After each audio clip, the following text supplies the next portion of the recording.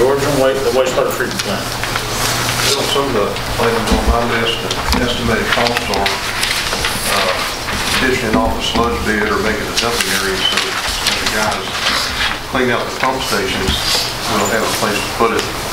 And that's something they have to do, and we try to take it and dispose of it for them. But all we can do right now is put it in a sludge bed, and it just spreads out everywhere.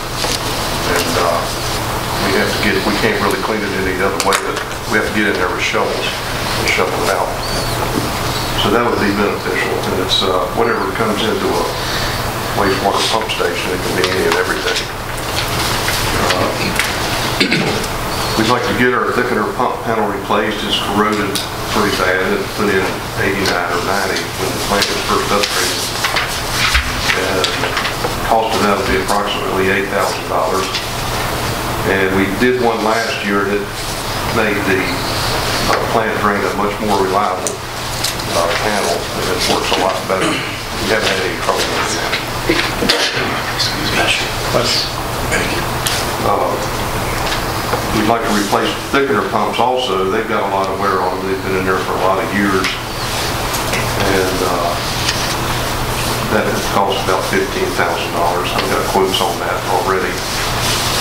And we're trying to do a pump station and a couple of pumps each budget year and get more reliability out of them. The doors in the digester buildings are rusted pretty bad and need replaced. We have a few windows and doors in the control building that need to be replaced, and it's all due to age. And that'll run about $8,600 for the whole package. Parking lot repairs, we have a lot of heavy trucks coming down in there for various reasons with machinery or they're dumping leachate and stuff like that. It's all necessary, but it takes a toll on the parking lot. And just patchwork would probably cost around $6,000. The whole parking lot really needs to be repaved. We need to replace our backhoe. It's been around since the 90s. They had it up Public Works forever. And it ended up over where we're at. And the cost on that would be about $110,000. And we may be able to find one cheaper.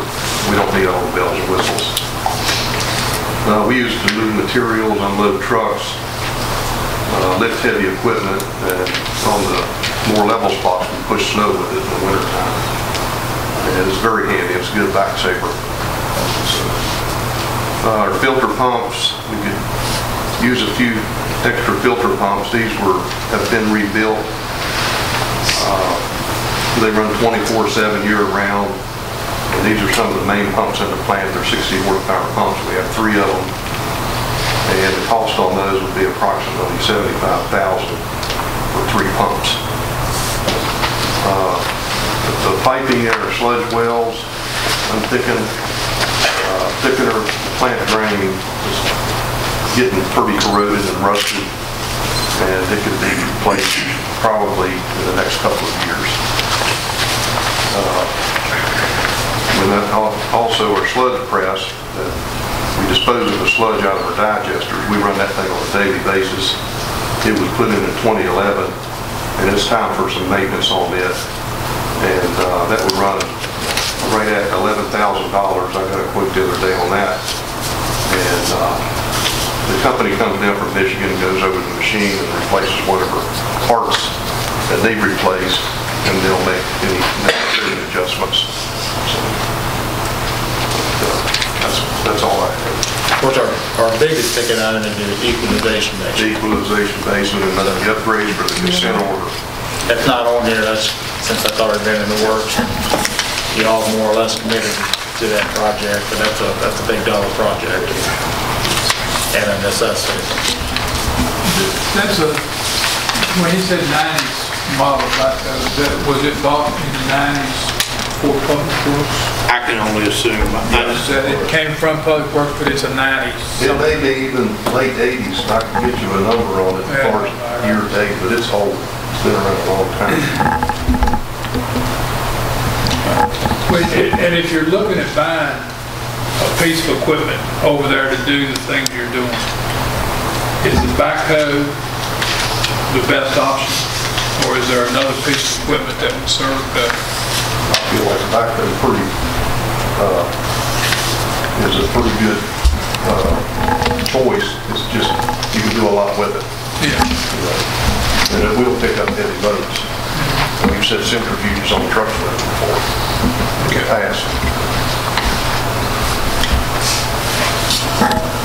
Any other questions? Wastewater collection. Much like the water, as far as the line goes, I mean, and right now, we're dealing with this every day, with sewage issues, and if it's a small break, we'll fix that. If it's an entire line, we'll do what's in the best interest of what we got going.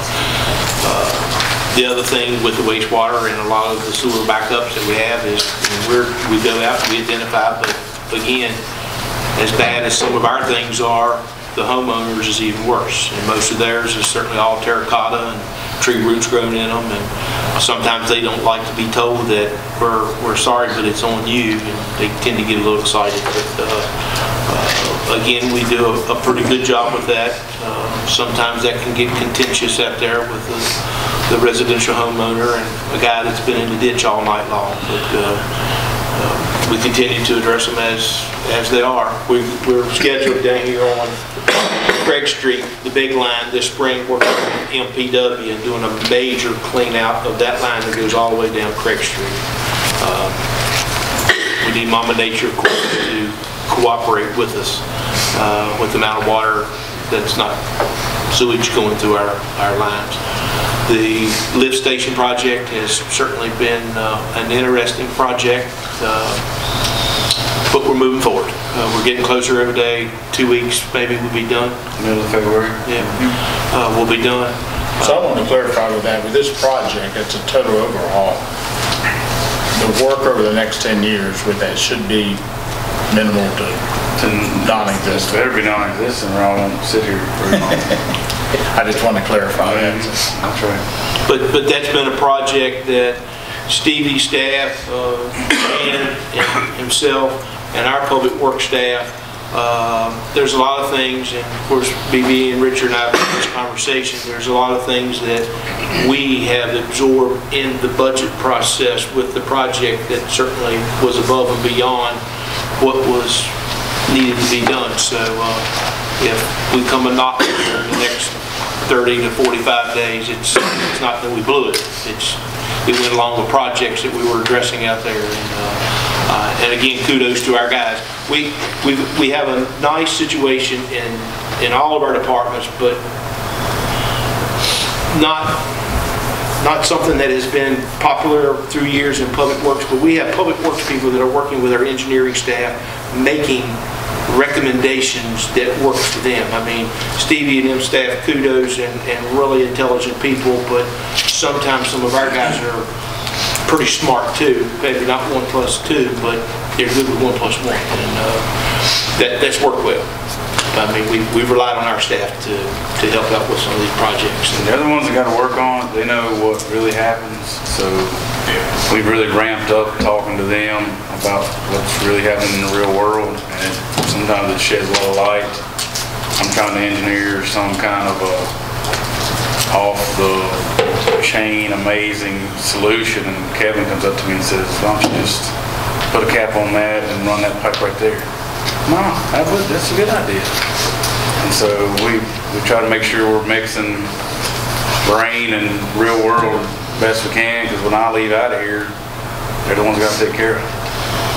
So Stevie, can you speak a little bit about the DEQ mandated camera work and what that's going to look like in terms of line replacement over the next few years? So what we're doing right now, in this year's budget, we had money to really beef up the mapping and get ready to make sure where we do CCTV camera work is usable to the city moving forward. So they're not just out there shoving a camera through a line and saying, yep, that's 300 feet. And the mandated DEQ requirement is 24,000 feet a year, but they want us to actually be doing something with that data. So this year, with the funding that council provided, we've gone through every red line contractor project that we've had for all the sewer projects, phase 1, phase 2, the interceptor, all the stuff that we did around West Rock. All of that has been included in the city GIS. So now if you go in there and you want to click on phase 1 improvements, a red line comes up and you can see everywhere that we modified the sewer system and made changes. It shows everywhere that we replaced a lateral to a house. All that information is in there. Now, out of that, once we get this consent order, we will give the city staff, which we probably need to be thinking about some dedicated CCTV folks, but that's another conversation. I will be able to give them monthly, quarterly, however it works out best for us. I'll be able to give them a map that says, this block, we haven't done anything to it, and I don't really know what condition this pipe's in. You need to CCTV that, and you need to give me that data. And when we go back with that CCTV mapping, which is what we're doing now, we'll actually document this section's been cameraed, and there were 6 holes in it, and there was 5 roof drains coming into it, and we'll get credit for what they're going to make us do in the consent order, and we started a roadmap of things that we might be able to do in-house. Alan and I aren't really pumped about turning public works maintenance people into contractors. Some of it might be low enough hanging to do themselves. But over the next couple of years, we put together the next project of where we do the work. And if the map shows 9 dots, this little community is going to get the biggest impact, then that's where we do the next project. And you're not paying me to do a bunch of studies and evaluating stuff to death. I mean, we're building that project as we go, and we're meeting the consent order requirement as well. So that's kind of what we're laying out for the sewer system over the next 1, 3, and 14. But we'll have significant costs in line replacement over the next several years. I mean, the last time I was here and gave you the state of water sewer repair, I think I said you could spend $100 million. So, I mean, that's not realistic.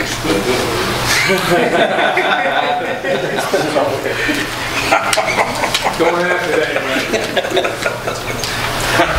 So,